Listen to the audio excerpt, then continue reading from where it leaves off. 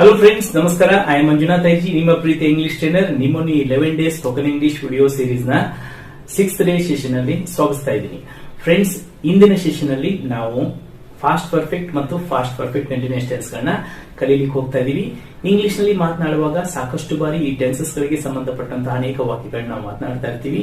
ಹಾಗಾದ್ರೆ ಈ particularly fast perfect ಮತ್ತು ಫಾಸ್ಟ್ ಪರ್ಫೆಕ್ಟ್ ಕಂಟಿನ್ಯೂಸ್ ಟೆನ್ಸ್ ಗಳಲ್ಲಿ ಸೆಂಟೆನ್ಸ್ ಗಳ ಫಾರ್ಮೇಶನ್ ಯಾವ ರೀತಿಯಾಗಿ ಮಾಡಬೇಕು ಮತ್ತು ಇದನ್ನ ಇಂಗ್ಲಿಷ್ ನಲ್ಲಿ ಮಾತನಾಡುವಾಗ ಹೇಗೆ ನಾವು ಬಳಸಬಹುದು ಅನ್ನೋದನ್ನ ಇಂದಿನ ಕ್ಲಾಸ್ ನಲ್ಲಿ ನಾವು ವಿಷಯಗಳನ್ನ ಕಲಿಯಲಿಕ್ಕೆ ಹೋಗ್ತಾ ಇದ್ದೀವಿ.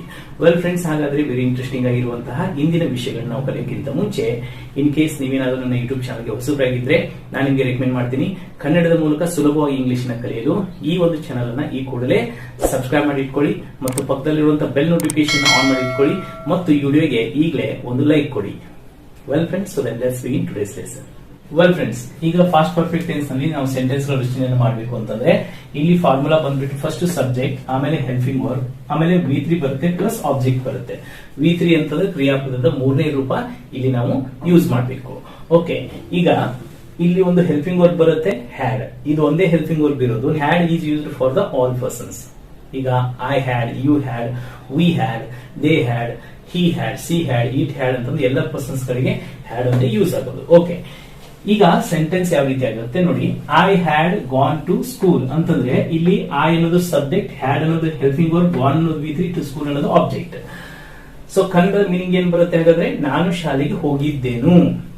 ಈಗ ಫಾಸ್ಟ್ ಪರ್ಫೆಕ್ಟ್ ಟೆನ್ಸ್ ಮತ್ತು ಫಾಸ್ಟ್ ಸಿಂಪಲ್ ಇವೆರಡು ಮುಗಿದಂತ ಆಕ್ಷನ್ಸ್ ಗಳನ್ನೇ ಹೇಳ್ತಾ ಇರ್ತವೆ. ಆದ್ರೆ ಫಾಸ್ಟ್ ಸಿಂಪಲ್ ಟೆನ್ಸ್ ಮತ್ತು ಫಾಸ್ಟ್ ಪರ್ಫೆಕ್ಟ್ ಟೆನ್ಸ್ ಏನ್ ಡಿಫರೆನ್ಸ್ ಆಗುತ್ತೆ?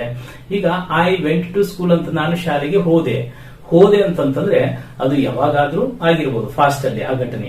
ಆದ್ರೆ ಪರ್ಟಿಕ್ಯುಲರ್ಲಿ ಫಾಸ್ಟ್ ಪರ್ಫೆಕ್ಟ್ ಅಂತಂದ್ರೆ ಏನ್ ಹೇಳುತ್ತೆ, ಒಂದು ಕ್ರಿಯೆ ಭೂತಕಾಲದಲ್ಲಿ ಅಂದ್ರೆ ಫಾಸ್ಟ್ ಅಲ್ಲಿ ಸಂಪೂರ್ಣವಾಗಿ ಮುಗಿದಿತ್ತು ಅಂತಂದು ಇದು ಹೇಳುತ್ತೆ. ಅಂದ್ರೆ ಪರ್ಟಿಕ್ಯುಲರ್ಲಿ ಇಂತಹ ಒಂದು ಸಮಯದಲ್ಲಿ ಈ ಕೆಲಸ ಆಗಿತ್ತು ಅನ್ನೋದನ್ನ ನಾವು ಹೇಳ್ಬೇಕಾದಾಗ ಈ ಒಂದು ಟೆನ್ಸ್ ಅನ್ನು ನಾವು ಯೂಸ್ ಮಾಡ್ತೀವಿ.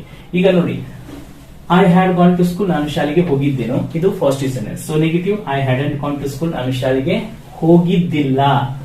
ಓಕೆ, ಈಗ ಇದನ್ನೇ ಪ್ರಶ್ನೆ ಮಾಡ್ಬೇಕಾದಾಗ had I gone to school, ನಾನು ಶಾಲೆಗೆ ಹೋಗಿದ್ದೇನೆ. Negative question, hadn't I gone to school, ನಾನು ಶಾಲೆಗೆ ಹೋಗಿದ್ದಿಲ್ಲವೇ. Next, where had I gone ಅಂದ್ರೆ ನಾನು ಎಲ್ಲಿಗೆ ಹೋಗಿದ್ದೇನು ಅಂದ್ರೆ WH ಕ್ವಶನ್. ಓಕೆ, ಈಗ ಇದೇ ರೀತಿ ನೀವು ಯು ಅಲ್ಲಿ ಮಾಡಬಹುದು. ನೋಡಿ, ಈಗ you had gone to school, ನೀವು ಶಾಲೆಗೆ ಹೋಗಿದ್ದೀರಿ, ಅಲ್ಲಿ ದಿರಿ ಬರುತ್ತೆ. You hadn't gone to school, ನೀವು ಶಾಲೆಗೆ ಹೋಗಿದ್ದಿಲ್ಲ. Had you gone to school, ನೀವು ಶಾಲೆಗೆ ಹೋಗಿದ್ರಾ. Hadn't you gone to school, ನೀವು ಶಾಲೆಗೆ ಹೋಗಿದ್ದಿಲ್ಲವೇ. Then where had you gone, ನೀವು ಎಲ್ಲಿಗೆ ಹೋಗಿದ್ದೀರಿ. ಇದೇ ಸೇಮ್ ದೇ ಅಲ್ಲಿ ನಾವು ಮಾಡಬಹುದು. They had gone to school, ಅವರು ಶಾಲೆಗೆ ಹೋಗಿದ್ದರು. They hadn't gone to school, ಅವರು ಶಾಲೆಗೆ ಹೋಗಿದ್ದಿಲ್ಲ. Had they gone to school, ಅವರು ಶಾಲೆಗೆ ಹೋಗಿದ್ದಾರೆ. Hadn't they gone to school, ಅವರು ಶಾಲೆಗೆ ಹೋಗಿದ್ದಿಲ್ಲವೇ. ಅವರು ಎಲ್ಲಿಗೆ ಹೋಗಿದ್ದರು. Where had they gone. Next, ನಾವು ಅಂದ್ರೆ we had gone to school, ನಾವು ಶಾಲೆಗೆ ಹೋಗಿದ್ದೆವು. Okay, we hadn't gone to school, ನಾವು ಶಾಲೆಗೆ ಹೋಗಿದ್ದಿಲ್ಲ. Had we gone to school, ನಾವು ಶಾಲೆಗೆ ಹೋಗಿದ್ವಾ. Hadn't we gone to school, ನಾವು ಶಾಲೆಗೆ ಹೋಗಿದ್ದಿಲ್ಲವೇ. Then where had we gone, ನಾವು ಎಲ್ಲಿಗೆ ಹೋಗಿದ್ದೆವು. ಇದೇ ಸೇಮ್ ಈಗ ನೀವು ಹಿ ಸಿ ಇಟ್ ಅಲ್ಲಿ ಮಾಡಬಹುದಾ? ಅಫ್ಕೋರ್ಸ್. ಈಗ he had gone to school, ಅವನು ಶಾಲೆಗೆ ಹೋಗಿದ್ದನು. He hadn't gone to school, ಅವನು ಶಾಲೆಗೆ ಹೋಗಿದ್ದಿಲ್ಲ. Had he gone to school, ಅವನು ಶಾಲೆಗೆ ಹೋಗಿದ್ದನೆ. Hadn't he gone to school, ಅವನು ಶಾಲೆಗೆ ಹೋಗಿದ್ದಿಲ್ಲವೇ. Then where had he gone, ಅವನು ಎಲ್ಲಿಗೆ ಹೋಗಿದ್ದನು. Next, she had gone to school, ಅವಳು ಶಾಲೆಗೆ ಹೋಗಿದ್ದಳು. She hadn't gone to school, ಅವಳು ಶಾಲೆಗೆ ಹೋಗಿದ್ದಿಲ್ಲ. Had she gone to school, ಅವಳು ಶಾಲೆಗೆ ಹೋಗಿದ್ದಾಳೆ. Hadn't C gone to school, ಅವಳು ಶಾಲೆಗೆ ಹೋಗಿದ್ದಿಲ್ಲವೇ. Then where had she gone, ಅವಳು ಎಲ್ಲಿಗೆ ಹೋಗಿದ್ದಳು. Next, it had gone to school, ಅದು ಶಾಲೆಗೆ ಹೋಗಿತ್ತು. It hadn't gone to school, ಅದು ಶಾಲೆಗೆ ಹೋಗಿದ್ದಿಲ್ಲ. Had it gone to school, ಅದು ಶಾಲೆಗೆ ಹೋಗಿತ್ತೆ. Hadn't it gone to school, ಅದು ಶಾಲೆಗೆ ಹೋಗಿದ್ದಿಲ್ಲವೇ. Then where had it gone, ಅದು ಎಲ್ಲಿಗೆ ಹೋಗಿತ್ತು. Clear friends? ಈ ರೀತಿ ನಾವು ಸೆಂಟೆನ್ಸ್ ಫಾರ್ಮೇಶನ್ ನ ಈ ಒಂದು ಟೆನ್ಸ್ ಅಲ್ಲಿ ಮಾಡ್ತೀವಿ. ಈಗ ಹಾಗಾದ್ರೆ ಇದೇ ರೀತಿ ನೀವು ಬೇರೆ ವರ್ಡ್ಸ್ ಗಳನ್ನ ತೆಗೆದುಕೊಂಡು ಇದೇ ರೀತಿ ಸೆಂಟೆನ್ಸ್ ಫಾರ್ಮೇಶನ್ ನ ಪ್ರಾಕ್ಟೀಸ್ ಮಾಡಬೇಕು. ಈಗ ಹೇಗೆ ಪ್ರಾಕ್ಟೀಸ್ ಮಾಡಬೇಕು? ಈಗ ಒಂದು ಎಕ್ಸಾಂಪಲ್ ತೋರಿಸ್ತೇನೆ ನೋಡಿ. ಐ ಹ್ಯಾಡ್ ರಿಟನ್ ಇಂಗ್ಲಿಷ್, ನಾನು ಇಂಗ್ಲಿಷ್ ನ ಬರೆದಿದ್ದೇನು. I hadn't written English. ನಾನು ಇಂಗ್ಲಿಷ್ ನ ಬರ್ದಿದ್ದಿಲ್ಲ. ಹ್ಯಾಡ್ ಐ ರಿಟನ್ ಇಂಗ್ಲಿಷ್, ನಾನು ಇಂಗ್ಲಿಷ್ ನ ಬರ್ದಿದ್ದೇನೆ. ಹ್ಯಾಡಂಟ್ ಐ ರಿಟನ್ ಇಂಗ್ಲಿಷ್, ನಾನು ಇಂಗ್ಲಿಷ್ ನ ಬರ್ದಿದ್ದಿಲ್ಲವೇ. Then what had I written, ನಾನು ಏನು ಬರ್ದಿದ್ದೇನು. ಓಕೆ, ಅಂಡ್ ದೆನ್ ಅದೇ same you had come home, ನೀವು ಮನೆಗೆ ಬಂದಿದ್ದೀರಿ. ಯು ಹ್ಯಾಡಂಟ್ ಕಮ್ ಹೋಮ್, ನೀವು ಮನೆಗೆ ಬಂದಿದ್ದಿಲ್ಲ. ಹ್ಯಾಡ್ ಯು ಕಮ್ ಹೋಮ್, ನೀವು ಮನೆಗೆ ಬಂದಿದ್ರಾ. ಹ್ಯಾಡಂಟ್ ಯು ಕಮ್ ಹೋಮ್, ನೀವು ಮನೆಗೆ ಬಂದಿದ್ದಿಲ್ಲವೇ. ವೇರ್ ಹ್ಯಾಡ್ ಯು ಕಮ್, ನೀವು ಎಲ್ಲಿಗೆ ಬಂದಿದ್ರಿ. Next they had played cricket, ಅವರು ಕ್ರಿಕೆಟ್ ಅನ್ನ ಆಡಿದ್ದರು. ದೇ ಹ್ಯಾಡಂಟ್ ಪ್ಲೇಡ್ ಕ್ರಿಕೆಟ್, ಅವರು ಕ್ರಿಕೆಟ್ ಅನ್ನ ಆಡಿದ್ದಿಲ್ಲ. ಹ್ಯಾಡ್ ದೇ ಪ್ಲೇಡ್ ಕ್ರಿಕೆಟ್, ಅವರು ಕ್ರಿಕೆಟ್ ಅನ್ನ ಆಡಿದ್ದಾರೆ. ಹ್ಯಾಡಂಟ್ ದೇ ಪ್ಲೇಡ್ ಕ್ರಿಕೆಟ್, ಅವರು ಕ್ರಿಕೆಟ್ ಅನ್ನ ಆಡಿದ್ದಿಲ್ಲವೇ. ವಾಟ್ ಹ್ಯಾಡ್ ದೇ ಪ್ಲೇಡ್, ಅವರು ಏನೋ ಆಡಿದ್ದರು. ಹಾಗೇನೆ ವಿ ಹ್ಯಾಡ್ ರಿಟನ್ ಎಕ್ಸಾಮ್, ನಾವು ಪರೀಕ್ಷೆ ಬರೆದಿದ್ದೆವು. ವಿ ಹ್ಯಾಡಂಟ್ ರಿಟನ್ ಎಕ್ಸಾಮ್, ನಾವು ಪರೀಕ್ಷೆ ಬರೆದಿದ್ದಿಲ್ಲ. ಹ್ಯಾಡ್ ವಿ ರಿಟನ್ ಎಕ್ಸಾಮ್, ನಾವು ಪರೀಕ್ಷೆ ಬರೆದಿದ್ವಾ. ಹ್ಯಾಡಂಟ್ ವಿ ರಿಟನ್ ಎಕ್ಸಾಮ್, ನಾವು ಪರೀಕ್ಷೆ ಬರೆದಿದ್ದಿಲ್ಲವೇ. So what had we written, ನಾವು ಏನು ಬರೆದಿದ್ದೆವು. ಹಿ ಹ್ಯಾಡ್ ಸೆಂಟ್ ಲೆಟರ್, ಅವನು ಪತ್ರವನ್ನು ಕಳುಹಿಸಿದ್ದನು. ಹಿ ಹ್ಯಾಡಂಟ್ ಸೆಂಟ್ ಲೆಟರ್, ಅವನು ಪತ್ರವನ್ನು ಕಳಿಸಿದ್ದಿಲ್ಲ. ಹ್ಯಾಡ್ ಹಿ ಸೆಂಟ್ ಲೆಟರ್, ಅವನು ಪತ್ರವನ್ನು ಕಳಿಸಿದ್ನ. ಹ್ಯಾಡಂಟ್ ಹಿ ಸೆಂಟ್ ಲೆಟರ್, ಅವನು ಪತ್ರವನ್ನು ಕಳಿಸಿದ್ದಿಲ್ಲವೇ. ಸೊ ಅವನು ಏನು ಕಳಿಸಿದ್ದನು. What had he scent.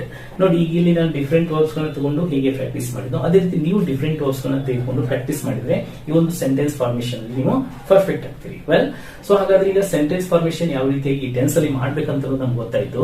ಈಗ ಪ್ರಾಕ್ಟಿಕಲ್ ಆಗಿ ನಾವು ಇಂಗ್ಲಿಷ್ ಅಲ್ಲಿ ಮಾತನಾಡುವಾಗ ಈ ಒಂದು ಟೆನ್ಸ್ ನಾವು ಹೇಗೆ ಯೂಸ್ ಮಾಡ್ಕೋಬೇಕು ಅಂತ ಅನ್ನೋದ್ರ ಬಗ್ಗೆ ಕೆಲವೊಂದಿಷ್ಟು ಟ್ರಾನ್ಸ್ಲೇಷನ್ ವಾಕ್ಯಗಳ ಮೂಲಕ ನಾವೀಗ ನೋಡೋಣ.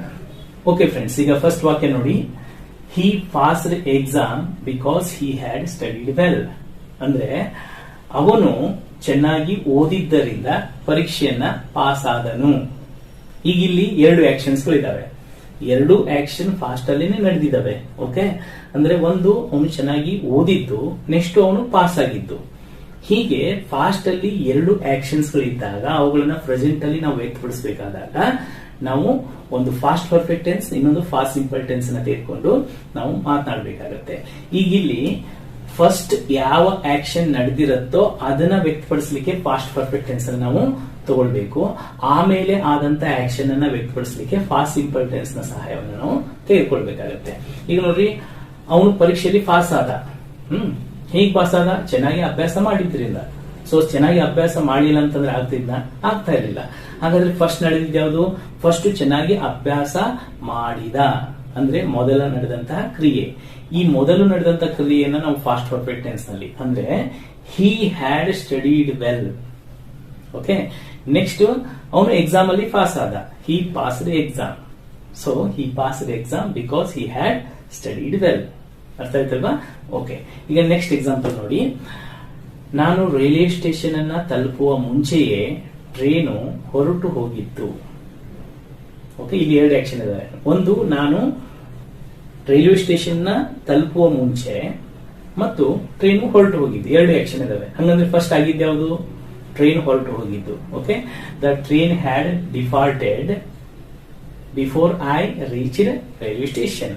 ಅಂದ್ರೆ ನಾನು ರೈಲ್ವೆ ಸ್ಟೇಷನ್ ನ ತಲುಪುವ ಮುಂಚೆ the train had departed. So train ಹೊರಟು ಹೋಗಿತ್ತು ಅನ್ನೋದನ್ನ ಫಾಸ್ಟ್ ಪರ್ಫೆಕ್ಟ್ ಟೆನ್ಸ್ ಅಲ್ಲಿ ನಾವು ಹೇಳಬೇಕು. ಯಾವಾಗ? ನಾನು ರೈಲ್ವೆ ಸ್ಟೇಷನ್ಗೆ ತಲುಪುವ ಮುಂಚೆ, ಇದು ಫಾಸ್ಟ್ ಸಿಂಪಲ್ ಟೆನ್ಸ್ ಅಲ್ಲಿ. ಅಂದ್ರೆ ಆ ನಂತರ ಟ್ರೈನ್ ಹೋದ್ಮೇಲೆ ನಾನು ಹೋಗಿದ್ದೆ ಅಲ್ವಾ? ಅಂದ್ರೆ ನಾನು ಹೋಗುವಂತ ಕ್ರಿಯೆ ಆಮೇಲೆ ನಡೆದಿದೆ, ಅದನ್ನ ಫಾಸ್ಟ್ ಸಿಂಪಲ್ ಟೆನ್ಸ್ ಅಲ್ಲಿ ಹೇಳಬೇಕು. Okay, so train had departed before I reached railway station. Next, doctor ಬರುವ ಮುಂಚೆ ಪೇಷಂಟ್ ಸತ್ತಿದ್ದನು. ಎಸ್, ಈಗ ಒಂದು ಆಸ್ಪತ್ರೆ ಇದೆ. ಆ ಆಸ್ಪತ್ರೆಯಲ್ಲಿ ಆಕ್ಚುಲಿ ಡಾಕ್ಟರ್ ಟ್ರೀಟ್ಮೆಂಟ್ ಕೊಟ್ಟು ಹೋಗಿರ್ತಾರೆ, ಮನೆಗೆ ಹೋಗಿರ್ತಾರೆ. ಆದ್ರೆ ಒಮ್ಮಿಂದೊಮ್ಮೆಲೆ ಸೀರಿಯಸ್ ಆಗಿಬಿಡುತ್ತೆ. ಸೊ ಅವಾಗ ಡಾಕ್ಟರ್ಗೆ ಫೋನ್ ಮಾಡ್ತಾರೆ. ಬಟ್ ಅವರು ಬರೋಕ್ಕಿಂತ ಮುಂಚೆನೆ ಏನಾಗಿರುತ್ತೆ? ಪೇಷಂಟ್ ಸತ್ ಬಿಟ್ಟಿರ್ತಾನೆ. ಅಂದ್ರೆ ಫಸ್ಟ್ ನಡೆದಿದ್ದು ಯಾವುದು? ಪೇಷಂಟ್ ಸಾಯೋದು. ಡಾಕ್ಟರ್ ಬರೋದು ಆಮೇಲೆ ಆಗಿದ್ದು. ಆದ್ರಿಂದ ಇಲ್ಲಿ ಫಸ್ಟ್ ಆಕ್ಷನ್ ಅನ್ನ ಯಾವ್ದು ತಗೊಳ್ಬೇಕು ನಾವು? ಪೇಷಂಟ್ ಸತ್ತಿದ್ದನು. Okay, so the patient had died. ಅಂದ್ರೆ ಫಸ್ಟ್ ಯಾವ್ದಾಗಿರುತ್ತೋ ಅದನ್ನ ಫಾಸ್ಟ್ ಪರ್ಫೆಕ್ಟ್ ಟೆನ್ಸ್ ಅಲ್ಲಿ ತಗೊಳ್ಬೇಕು. The patient had died before doctor came. Okay, ಅರ್ಥ ಆಗ್ತಾ ಇರ್ತಾನೆ. ಅಂದ್ರೆ ಎರಡು ಆಕ್ಷನ್ಸ್ ಗಳಿದ್ರೆ ಫಸ್ಟ್ ಒಂದನ್ನ ಫಾಸ್ಟ್ ಪರ್ಫೆಕ್ಟ್ ಟೆನ್ಸ್ ಅಲ್ಲಿ, ನೆಕ್ಸ್ಟ್ ಫಾಸ್ಟ್ ಸಿಂಪಲ್ ಟೆನ್ಸ್ ನಲ್ಲಿ ನಾವು ವ್ಯಕ್ತಪಡಿಸಬೇಕು. ನೆಕ್ಸ್ಟ್ ನೋಡಿ, ಪೊಲೀಸರು ಬರುವ ಮುಂಚೆ ಕಳ್ಳನು ಓಡಿ ಹೋಗಿದ್ದನು. ಅಂದ್ರೆ ಇಲ್ಲಿ ಎರಡು ಆಕ್ಷನ್ಸ್. ಒಂದು, ಕಳ್ಳ ಓಡಿ ಹೋಗಿದ್ದು, ಆ ನಂತರ ಪೊಲೀಸರು ಬಂದಿದ್ದು. ಸೊ ಈಗ ಫಸ್ಟ್ ಕಳ್ಳನು ಓಡಿ ಹೋಗಿದ್ದನು. Thief had run away. ಇಲ್ಲಿ ರನ್ ಅನ್ನೋದು V3. Okay, thief had run away before police came. ಅರ್ಥ ಆಗ್ತಾ ಇದೆಯಲ್ವಾ? ವಂಡರ್ಫುಲ್. ನೆಕ್ಸ್ಟ್, ನಮ್ಮ ತಂದೆಯವರು ಮನೆಗೆ ಬರುವ ಮುಂಚೆಯೇ ನಾನು ಮನೆಯನ್ನು ತಲುಪಿದ್ದೆನು. ಈಗ ನಾವು ಹೊರಗಡೆ ಹೋಗಿದೀವಿ ಅಂತ ಇಟ್ಕೊಳ್ಳಿ, ನಾವು ಬೇಗನೆ ಮನೆಗೆ ಬರ್ತೀವಿ. ಯಾಕಂತಂದ್ರೆ ತಂದೆಗೆ ಗೊತ್ತಾದ್ರೆ ಅವನು ಬೈದ್ ಬಿಡ್ತಾನೆ. ಸೊ ಅದಕ್ಕೋಸ್ಕರ ಅವರು ಬರುವ ಮುಂಚೆ ನಾನು ಮನೆ ತಲುಪಿದ್ದೆನು. ಓಕೆ, ಈಗ ನೋಡಿ, ಮಳೆ ಬರುವ ಮುಂಚೆಯೇ ನಾವು ಮನೆಗೆ ಬಂದಿದ್ದೆವು. ನೋಡ್ರಿ, ಇಲ್ಲಿ ನಾವು ಹೊರಗಡೆ ಹೋಗಿರ್ತೀವಿ, ಮೋಡ ಕವಿದ ವಾತಾವರಣ ಸೃಷ್ಟಿಯಾಗುತ್ತೆ, ನೋಡ್ತೀವಿ ಮಳೆ ಬರುವ ಸೂಚನೆ ಇರುತ್ತೆ. ಸೊ ಆಗ ಬೇಗನೆ ಬಂದು ಮನೆಗೆ ತಲುಪಿಬಿಡ್ತೀವಿ. ನಾವು ಮನೆಗೆ ಬಂದ ಮೇಲೆ ಮಳೆ ಸ್ಟಾರ್ಟ್ ಆಗುತ್ತೆ. ಆದ್ರಿಂದ ಈ ಸೆಂಟೆನ್ಸ್ ಹೇಗಿದೆ? ಮಳೆ ಬರುವ ಮುಂಚೆಯೇ ನಾವು ಮನೆಗೆ ಬಂದಿದ್ದೆವು. ಸೊ ಇಲ್ಲಿ ಫಸ್ಟ್ ಗೆ ಯಾವ್ದು ನಡೆದಿದ್ದು? ನಾವು ಮನೆಗೆ ಬಂದಿದ್ದು. We had come home. We had come home before it rained. Before it rained ಅಂತ ಅನ್ನೋದು ಫಾಸ್ಟ್ ಸಿಂಪಲ್ ಟೆನ್ಸ್. ಅರ್ಥ ಆಯ್ತಲ್ವಾ? ಸೊ ಈ ರೀತಿ ನಾವು ಈ ಒಂದು ಟೆನ್ಸ್ ಅನ್ನ ಮಾತನಾಡಬೇಕಾದ್ರೆ ಎರಡು ಆಕ್ಷನ್ಸ್ ಗಳಿದ್ದಾಗ ನಾವು ಇದನ್ನ ಯೂಸ್ ಮಾಡಬೇಕಾಗತ್ತೆ. ಅಂದ್ರೆ ಫಾಸ್ಟ್ ಅಲ್ಲಿ ನಡೆದಿರುವಂತಹ ಎರಡು ಘಟನೆಗಳನ್ನ ನಾವು ಹೇಳಬೇಕಾದಾಗ ಒಂದು ಫಾಸ್ಟ್ ಪರ್ಫೆಕ್ಟ್ ಮತ್ತು ಇನ್ನೊಂದು ಫಾಸ್ಟ್ ಸಿಂಪಲ್ ಟೆನ್ಸ್ ಗಳನ್ನ ಬಳಸಿಕೊಂಡು ನಾವು ಮಾತನಾಡಬಹುದು. ನೆನಪಿನಲ್ಲಿ ಇಟ್ಕೊಳ್ಳಿ, ಸಿಂಗಲ್ ಸೆಂಟೆನ್ಸ್ ಅನ್ನಾಗಿ ಇದನ್ನ ಮಾತನಾಡಿ ಬರಲ್ಲ. ಸಂಹೌ ನೀವು past perfect, past simple tense ಎರಡು ಸೇಮ್ ಆಗಿ ಕಾಣಿಸ್ತವೆ. ಈಗ ಐ ವೆಂಟ್ ಟು ಸ್ಕೂಲ್ ಅಂತಂದ್ರು ಒಂದೇ, I had want to school ಅಂತಂದ್ರು ಒಂದೇ. ನಾನು ಅಲ್ಲಿಯೂ ಏನಂತಂದ್ರೆ ನಾನು ಶಾಲೆಗೆ ಹೋದೆ, ನಾನು ಶಾಲೆಗೆ ಹೋಗಿದ್ದೆ, ಡಿಫರೆನ್ಸ್ ಏನಿರಲ್ಲ. ಆದ್ರಿಂದ ಸ್ಪೋಕನ್ ಇಂಗ್ಲಿಷ್ ಅಲ್ಲಿ ಇದನ್ನ ಬಳಸಬೇಕಾದರೆ ಡಬಲ್ ಆಕ್ಷನ್ಸ್ ಗಳಿದ್ದಾಗ ಮಾತ್ರ ಯೂಸ್ ಮಾಡಬೇಕು. ಓಕೆ ಫ್ರೆಂಡ್ಸ್, ಸೊ ಈ ರೀತಿ ನಾವು ಇದನ್ನ ಬಳಸ್ತೀವಿ. ವೆಲ್, ಇನ್ನು ನೆಕ್ಸ್ಟ್ ಇದನ್ನ ನಾವು ಕ್ವಶನ್ಸ್ ಗಳಲ್ಲಿ ಯಾವ ರೀತಿಯಾಗಿ ಬಳಸಬಹುದು ನೋಡಿ. ಈಗ for example question and answers ಯಾವ ರೀತಿ ಪ್ರಾಕ್ಟೀಸ್ ಮಾಡ್ಬೇಕು ನೀವು. ಈಗ ಹ್ಯಾಡ್ ಯು ಗಾನ್ ಅನ್ನೋದು ಒಂದು ಕ್ವಶನ್ ಇದು. ಹ್ಯಾಡ್ ಯು ಗಾನ್, ನೀವು ಹೋಗಿದ್ರ? ಸೊ ಆನ್ಸರ್ ಹೇಗೆ ಬರುತ್ತೆ? Yes, I had gone. No, I hadn't gone. ಈ ರೀತಿ. ಓಕೆ, ಮಾಡೋಣ, ಪ್ರಾಕ್ಟೀಸ್ ಮಾಡೋಣ. ಓಕೆ, ನನ್ನ ಜೊತೆ ಹೇಳಿ. Had you eaten mango? Yes, I had. No, I hadn't. Had you drunk tea? Yes, I had. No, I hadn't. ಅಂದ್ರೆ short ಆಗಿ ಪೂರ್ತಿ ಹೇಳ್ಬೇಕಾದ್ರೆ ಹೆಂಗ್ ಬರುತ್ತೆ? Yes, I had drunk tea. No, I hadn't drunk tea. Short ಆಗಿ yes, I had. No, I hadn't. Had you passed the exam? Yes, I had. No, I hadn't. Had you written English? Yes, I had. No, I hadn't. Had you seen the Bahubali movie? Yes, I had. No, I hadn't. ಗೊತ್ತಾಯ್ತಲ್ವಾ? So ಈ ರೀತಿ question and answers ಗಳಲ್ಲಿ ನೀವು ಇದನ್ನ practice ಮಾಡಬೇಕು. Okay friends, so this is about the past perfect tense. Now let us learn past perfect and continuous tense. Well friends, ಈಗ past perfect and continuous tense ನೋಡಿ. Past perfect and continuous tense ಅಲ್ಲಿ ನಾವು sentence ಗಳ ರಚನೆಯನ್ನ ಮಾಡಬೇಕು ಅಂತಂದ್ರೆ ಇಲ್ಲಿ formula ಬಂದ್ಬಿಟ್ಟು subject plus helping verb plus V one plus I N G form plus object. ಅಂದ್ರೆ ಇಲ್ಲಿ ಕ್ರಿಯಾಪದಕ್ಕೆ ಐಎನ್ಜಿ ಫಾರ್ಮ್ ಅನ್ನ ನಾವು ಹಚ್ಚಬೇಕಾಗತ್ತೆ. ಗೋ ಇದ್ರೆ ಗೋಯಿಂಗ್, ಡ್ರಿಂಕ್ ಇದ್ರೆ ಡ್ರಿಂಕಿಂಗ್, ಈಟ್ ಇದ್ರೆ ಈಟಿಂಗ್ ಅಂತಂದು. ಇಲ್ಲಿ ಇರೋದು ಒಂದೇ ಒಂದು ಹೆಲ್ಪಿಂಗ್ ವರ್ಬ್, ಅದು ಬಂದ್ಬಿಟ್ಟು ಹ್ಯಾಡ್ ಬೀನ್. ಓಕೆ, ಇದನ್ನ ನೀವು ಎಲ್ಲ ಪರ್ಸನ್ಸ್ ಗಳಿಗೂ ಬಳಸಬೇಕು. ಅಂದ್ರೆ I had been, you had been, we had been, they had been, he had been, she had been, it had been, ಈ ರೀತಿ. ಸೊ ಫ್ರೆಂಡ್ಸ್, ಹಾಗಾದ್ರೆ ಸೆಂಟೆನ್ಸ್ ಗಳ ರಚನೆ ಯಾವ ರೀತಿ ಆಗುತ್ತೆ ನೋಡೋಣ. ನೋಡಿ, ಇಲ್ಲಿ I had been going to school ಅಂದ್ರೇನು? ನಾನು ಶಾಲೆಗೆ ಹೋಗುತ್ತಲೇ ಇದ್ದೇನು. ಅಂದ್ರೆ ಈ ಒಂದು ಟೆನ್ಸ್ ಯಾವ ರೀತಿಯಾಗಿ ಯೂಸ್ ಆಗುತ್ತೆ ಅಂತಂದ್ರೆ, ಫಾಸ್ಟ್ ಅಲ್ಲಿ ಒಂದು ಕ್ರಿಯೆ ಆರಂಭವಾಗಿ ಅದು ಬಹಳ ಹೊತ್ತಿನ ತನಕ ನಡೆದು ಕೊನೆಗೆ ಎಂಡ್ ಆಗಿರುತ್ತೆ. ಅವಾಗ ನಾವು past perfect and continuous tense ಅನ್ನ ಯೂಸ್ ಮಾಡ್ತೀವಿ. ನೀವು ಗಮನಿಸಿದ್ರಿ, ಪ್ರೆಸೆಂಟ್ ಪರ್ಫೆಕ್ಟ್ ಕಂಟಿನ್ಯೂಸ್ ಟೆನ್ಸ್ ಅಲ್ಲಿ ಏನಾಗ್ತಾ ಇತ್ತು? ಒಂದು ನಿರ್ದಿಷ್ಟವಾದಂತಹ ಕ್ರಿಯೆ ಬಹಳ ಹೊತ್ತಿನಿಂದ ಅಂದ್ರೆ ಫಾಸ್ಟ್ ಅಲ್ಲಿ ಸ್ಟಾರ್ಟ್ ಆಗಿ ಅದು ನಡೀತಾನೆ ಇದೆ, ಇನ್ನೂ ಎಂಡ್ ಆಗಿಲ್ಲ, ಇನ್ನು ನಡೀತಾನೆ ಇರುತ್ತೆ. ಈಗ ಫಾರ್ ಎಕ್ಸಾಂಪಲ್, ನಿನ್ನೆ 10 ಗಂಟೆಗೆ ನಾವು ಮಲಗಬೇಕಾದಾಗ ಮಳೆ ಬರ್ಲಿಕ್ಕೆ ಸ್ಟಾರ್ಟ್ ಆಗಿರುತ್ತೆ. ನಾವು ಮಲ್ಕೊಳ್ತೀವಿ. ಸೊ ಮಲ್ಕೊಂಡ ನಂತರ ಮಳೆ ಬೆಳಿಗ್ಗೆ ನಾವು ಎದ್ದಿದ್ದೀವಿ, ಅವಾಗ ನೋಡ್ತಾ ಇದೀವಿ ಮಳೆ ಬರ್ತಾನೆ ಇದೆ ಇನ್ನು. ಓಕೆ, ಅವಾಗ ನಾವೇನಂತೀವಿ? ರಾತ್ರಿಯಿಂದ ಮಳೆ ಬರುತ್ತಲೇ ಇದೆ. ಅಂದ್ರೆ ಮಳೆ ಬರ್ಲಿಕ್ಕೆ ಶುರುವಾಗಿದ್ದೆ ಅವಾಗ ರಾತ್ರಿ 10 ಗಂಟೆಗೆ. ಈಗ ಬೆಳಿಗ್ಗೆ 6 ಗಂಟೆ ಆದ್ರೂ ಮಳೆ ಬರೋದು ನಿಂತಿದ್ಯಾ? ಇಲ್ಲ, ಇನ್ನು ಬರ್ತಾನೆ ಇದೆ. ಅಂದ್ರೆ ಇಲ್ಲಿ ನಾವು ಪ್ರೆಸೆಂಟ್ ಪರ್ಫೆಕ್ಟ್ ಕಂಟಿನ್ಯೂಸ್ ಟೆನ್ಸ್ ನ ಬಳಸ್ತೀವಿ. ಅಂದ್ರೆ ಹೀಗೆ, it has been raining since 10 o'clock yesterday. ಇದು ಪ್ರೆಸೆಂಟ್ ಪರ್ಫೆಕ್ಟ್ ಕಂಟಿನ್ಯೂಸ್ ಟೆನ್ಸ್.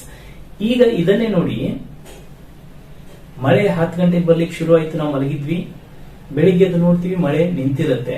ಅವಾಗ ನಮ್ಮ ಫ್ರೆಂಡಿಗೆ ಫೋನ್ ಮಾಡಿ ಕೇಳ್ತೀವಿ. ಯಾಕಂತಂದ್ರೆ ಅವನು ನೈಟ್ ಡ್ಯೂಟಿ ಮಾಡ್ತಾ ಇರ್ತಾನೆ, ಅವನು ಎಚ್ಚರ ಇರೋದ್ರಿಂದ ಅವನಿಗೆ ಮಳೆ ಎಷ್ಟು ಗಂಟೆಗೆ ನಿಂತಿದೆ ಅಂತ ಗೊತ್ತಿರುತ್ತೆ. ಅದಕ್ಕೋಸ್ಕರ ಅವನಿಗೆ ನಾವು ಕೇಳ್ತೀವಿ, ಏನಪ್ಪ ಎಷ್ಟು ಗಂಟೆ ತನಕ ಮಳೆ ಬಂತು?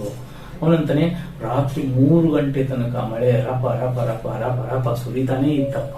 ಅಂದ್ರೆ 10 ಗಂಟೆ ಶುರು ಆಗಿದ್ದು, ಎಲ್ಲಿ ತನಕ ಬರ್ತಾ ಇತ್ತದು? 3 ಗಂಟೆಗೆ ಮಳೆ ಸ್ಟಾಪ್ ಆಗಿದೆ. ಎಸ್, ಅಂದ್ರೆ ಒಂದು ಕ್ರಿಯೆ ಶುರುವಾಗಿ ಅದು ಬಹಳ ಹೊತ್ತಿನ ತನಕ ನಡೆದು ಎಂಡ್ ಆಗಿರುತ್ತೆ. So it had bin raining till 3 AM, ಅಂದ್ರೆ 3 ಗಂಟೆ ತನಕ ಮಳೆ ಬರುತ್ತಲೇ ಇತ್ತು. ಈ ತರ ಈ ಡಿಫ್ರೆನ್ಸ್. ಸೊ ಈಗ ಇಲ್ಲಿ I had been going to school ಅಂತಂದ್ರೇನು? ನಾನು ಶಾಲೆಗೆ ಹೋಗುತ್ತಲೇ ಇದ್ದೇನು. ಎಲ್ಲಿ ತನಕ? ಟಿಲ್ ಮೈ SSLC, ನಾನು SSLC ಬರುವ ತನಕ ನಾನು ಶಾಲೆಗೆ ಹೋಗುತ್ತಲೇ ಇದ್ದೆ. ಅಂದ್ರೆ ಫಸ್ಟ್ ಸ್ಟ್ಯಾಂಡರ್ಡ್ ಗೆ ಶುರುವಾಗಿದ್ದು, ನಾನು SSLC ಗೆ ಬಂದರೂ ಸಹ ಶಾಲೆಗೆ ನಾನು ಹೋಗ್ತಾನೆ ಇದ್ದೆ. SSLC ಮುಗಿದ ಮೇಲೆ ಕಾಲೇಜಿಗೆ ಹೋಗ್ಲಿಕ್ಕೆ ಸ್ಟಾರ್ಟ್ ಮಾಡಿದೆ, ಅವಾಗ ಅದು ಸ್ಟಾಪ್ ಆಗಿತ್ತು. ಅರ್ಥ ಆಯ್ತಾ? ಸೊ ಈಗ ಇಲ್ಲಿ ಐ ಅನ್ನೋದು ಸಬ್ಜೆಕ್ಟ್, ಹ್ಯಾಡ್ ಬಿನ್ ಅನ್ನೋದು ಹೆಲ್ಪಿಂಗ್ ವರ್ಬ್, ಗೋ ಅನ್ನೋದು V1 and then to school ಅನ್ನೋದು object. Friends, okay, I had been going to school, ನಾನು ಶಾಲೆಗೆ ಹೋಗುತ್ತಲೇ ಇದ್ದೇನೆ. ಈಗ ನೀವು ಎಂಟ್ರಿ ಮಾಡಬೇಕು ಅಂತಂದ್ರೆ I hadn't been going to school. ಈಗ ಇದೇ ಪ್ರಶ್ನೆ ಮಾಡಬೇಕು ಅಂತಂದ್ರೆ had I been going to school, had first ತರಬೇಕು. ನೆನ್ಪು ಇಟ್ಕೊಡಿ, ಹ್ಯಾಡ್ ಐ ಬಿನ್ ಅನ್ಬೇಕು, ಹ್ಯಾಡ್ ಬಿನ್ ಐ ಅಲ್ಲ. Okay, yes. Negative question, hadn't I been going to school, ನಾನು ಶಾಲೆಗೆ ಹೋಗುತ್ತಲೇ ಇದ್ದಿಲ್ಲವೇ? Then where had I been going, ನಾನು ಎಲ್ಲಿಗೆ ಹೋಗುತ್ತಲೇ ಇದ್ದೇನು. ಸೊ ಈಗ ಇದೆ ಸೇಮ್. ಈಗ ನೀವು ಯು ಅಲ್ಲಿ ಮಾಡ್ಬೋದಾ? ಅಫ್ಕೋರ್ಸ್ ಮಾಡ್ಬೋದು, ಏನಿಲ್ಲ, ಸಿಂಪಲ್ ಆ ಇದ್ದದನ್ನ ತೆಗೆದ್ಬಿಟ್ಟು ಯು ಹಾಕ್ಬೇಕು. ಆದ್ರೆ ಕನ್ನಡ ಮೀನಿಂಗ್ ಚೇಂಜ್ ಆಗುತ್ತೆ ನೋಡಿ. You had been going to school, ನೀವು ಶಾಲೆಗೆ ಹೋಗುತ್ತಲೇ ಇದ್ರಿ. You hadn't been going to school, ನೀವು ಶಾಲೆಗೆ ಹೋಗುತ್ತಲೇ ಇದ್ದಿಲ್ಲ. Had you been going to school, ನೀವು ಶಾಲೆಗೆ ಹೋಗುತ್ತಲೇ ಇದ್ರಾ? Hadn't you been going to school, ನೀವು ಶಾಲೆಗೆ ಹೋಗುತ್ತಲೇ ಇದ್ದಿಲ್ಲವೇ? Where had you been going, ನೀವು ಎಲ್ಲಿಗೆ ಹೋಗುತ್ತಲೇ ಇದ್ರಿ. ಓಕೆ, ಈಗ they had been going to school, ಅವರು ಶಾಲೆಗೆ ಹೋಗುತ್ತಲೇ ಇದ್ದರು. They hadn't been going to school, ಅವರು ಶಾಲೆಗೆ ಹೋಗುತ್ತಲೇ ಇದ್ದಿಲ್ಲ. Had they been going to school, ಅವರು ಶಾಲೆಗೆ ಹೋಗುತ್ತಲೇ ಇದ್ರೆ. Hadn't they been going to school, ಅವರು ಶಾಲೆಗೆ ಹೋಗುತ್ತಲೇ ಇದ್ದಿಲ್ಲವೇ? Where had they been going, ಅವರು ಎಲ್ಲಿಗೆ ಹೋಗುತ್ತಲೇ ಇದ್ದರು. Next, we had been going to school, ನಾವು ಶಾಲೆಗೆ ಹೋಗುತ್ತಲೇ ಇದ್ದೆವು. We hadn't been going to school, ನಾವು ಶಾಲೆಗೆ ಹೋಗುತ್ತಲೇ ಇದ್ದಿಲ್ಲ. Had we been going to school, ನಾವು ಶಾಲೆಗೆ ಹೋಗುತ್ತಲೇ ಇದ್ವಾ? Hadn't we been going to school, ನಾವು ಶಾಲೆಗೆ ಹೋಗುತ್ತಲೇ ಇದ್ದಿಲ್ಲವೇ? Then where had we been going, ನಾವು ಎಲ್ಲಿಗೆ ಹೋಗುತ್ತಲೇ ಇದ್ದೆವು. Next, he had been going to school, ಅವನು ಶಾಲೆಗೆ ಹೋಗುತ್ತಲೇ ಇದ್ದನು.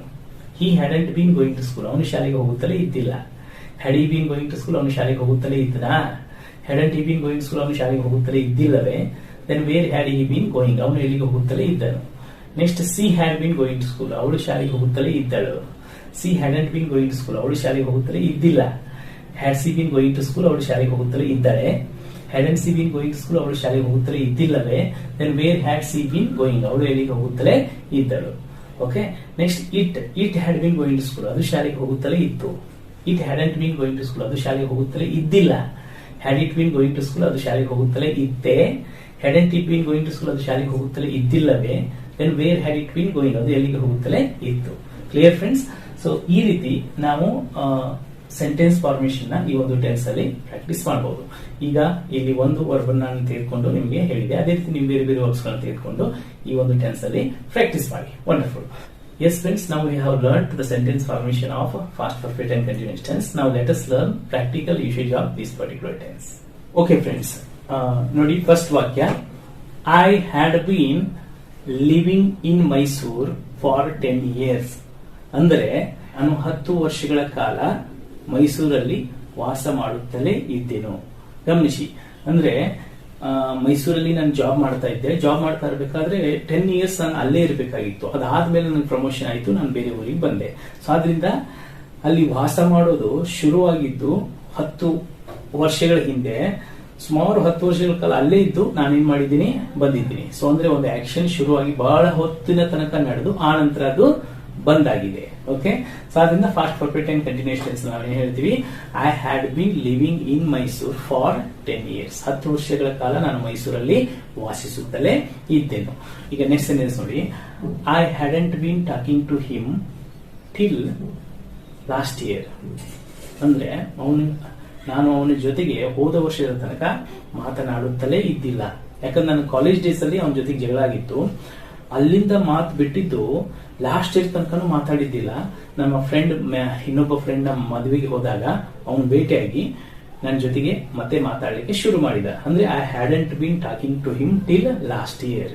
ಓಕೆ, ನೆಕ್ಸ್ಟ್ ನೋಡಿ, it had been training cats and dogs till 3 AM. ಅಂದ್ರೆ 3 ಗಂಟೆ ತನಕ ಮಳೆ ಜೋರಾಗಿ ಬರುತ್ತಲೇ ಇತ್ತು.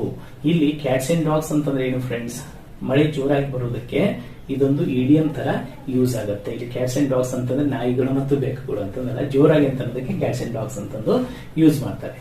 ನೆಕ್ಸ್ಟ್ ನೋಡಿ, C had been cooking food till 9 PM yesterday. Okay, ನಿನ್ನೆ ರಾತ್ರಿ 9 ಗಂಟೆಯ ತನಕ ಅವಳು ಅಡುಗೆ ಮಾಡುತ್ತಲೇ ಇದ್ದಳು. ಬಿಕಾಸ್ ಮನೆಗೆ ಗೆಸ್ಟ್ ಬಂದಿದ್ರು, ತುಂಬಾ ಜನ ಆದ್ರಿಂದ ಸೊ ಬಹಳ ಹೊತ್ತಿನ ತನಕ ಅವಳು ಅಡುಗೆ ಮಾಡುತ್ತಲೇ ಇದ್ದಳು. ನೆಕ್ಸ್ಟ್ ನೋಡಿ, they had bin ಕ್ವಾರ್ಲಿಂಗ್ each other for many hours. ಅಂದರೆ ಕೆಲವು ತಾಸುಗಳವರೆಗೆ ಅವರು ಜಗಳ ಮಾಡುತ್ತಲೇ ಇದ್ದರು. ಈ ಜಗಳ ಮಾಡ್ಲಿಕ್ಕೆ ಶುರುವಾಗಿತ್ತು ಬಹಳ ಸಮಯದ ತನಕ, ಬಹಳ ಹೊತ್ತಿನ ತನಕ ಅದು ನಡೆದು ಆ ನಂತರ ಎಂಡ್ ಆಯ್ತು ಅಂತ ಹೇಳಿಕೆ they had bin ಕ್ವಾರ್ಲಿಂಗ್ each other for many hours.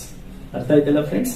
So ಈ ರೀತಿ ಪರ್ಟಿಕ್ಯುಲರ್ಲಿ ಒಂದು ಕ್ರಿಯೆ ಫಾಸ್ಟ್ ಅಲ್ಲಿ ಶುರುವಾಗಿ ಬಹಳ ಹೊತ್ತಿನ ತನಕ ನಡೆದು ಎಂಡ್ ಆಗಿರುತ್ತೆ ಅಂತ ಅನ್ನುವಾಗ ನಾವು past perfect and continuous tense ಅನ್ನ ಬಳಸ್ತೀವಿ.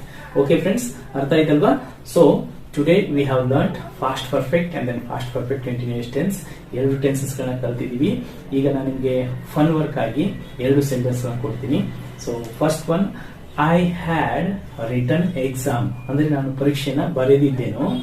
Next past perfect and continuous tense ಅಲ್ಲಿ I had been living in Mysore.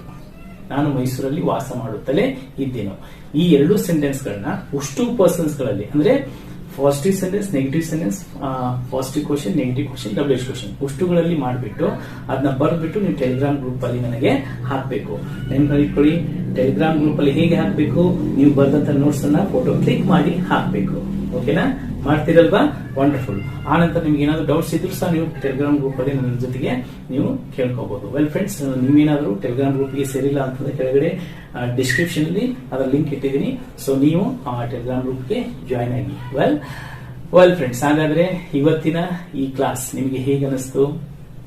So ಅದನ್ನ ಈ ಕಾಮೆಂಟ್ ಸೆಕ್ಷನ್ ಅಲ್ಲಿ ನನಗೆ ಕಾಮೆಂಟ್ ಮಾಡಿ ತಿಳಿಸಿ.